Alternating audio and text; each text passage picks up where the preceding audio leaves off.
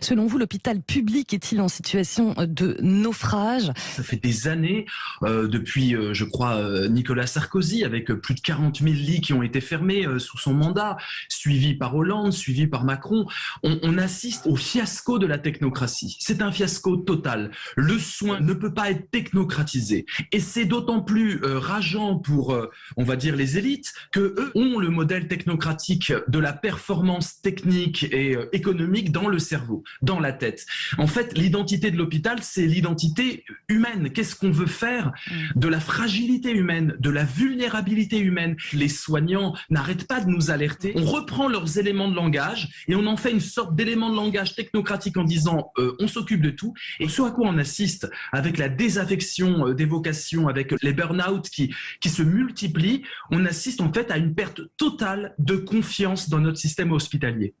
Beaucoup d'auditeurs nous disent oui, tout ça c'est fait pour créer une situation de chaos et fermer les structures. Je suis tout à fait d'accord. Il y a une tentative technocratique de chercher le gain et on sait très bien que c'est toujours au détriment de l'humain et toujours au détriment de la qualité des soins et toujours au détriment des conditions du soin, parce que c'est quand même le plus grand paradoxe. Nous avons des soignants qui sont mal, qui pleurent, qui s'effondrent physiquement, psychologiquement.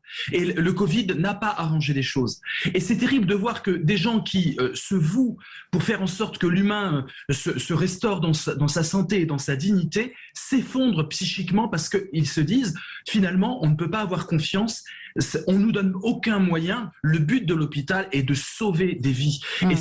Et nous avons là le modèle productiviste qui s'effondre justement quand on voit que le but n'est pas l'argent. Donc revenir à l'idée que la performance n'est pas technique, elle est humaine. Cette magie qui consiste à mettre de la technique à un très haut niveau, l'acte de soin est hyper technique, mais il est hyper humain. Nous avons tous une expérience personnelle de l'hôpital et nous voyons bien que la performance technique n'est pas l'alpha et l'oméga du soin. Il y a une dimension humaine, d'empathie, de respect, de vocation, de passion, d'aide, d'amitié, d'amour presque, qui n'entre pas dans le calcul technocratique. Et c'est un problème global.